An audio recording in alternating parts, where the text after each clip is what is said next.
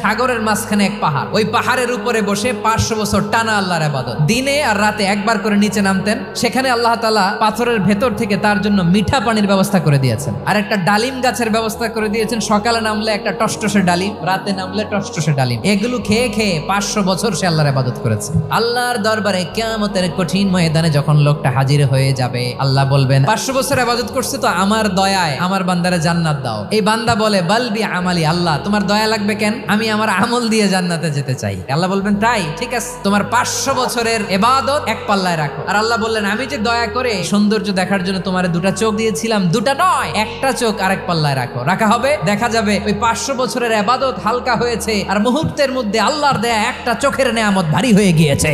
ফলাফল দেখো, হিসাব বলে তুমি এখন জাহান্নামে যাবা, যাও এবার জাহান্নামে যাও। এবার লোকটা কাচুমাচু করে বলে আল্লাহ এবার আমি বুঝতে পেরেছি তোমার দয়া ছাড়া দুনিয়ায় কেউ জান্নাতে যেতে পারবে না।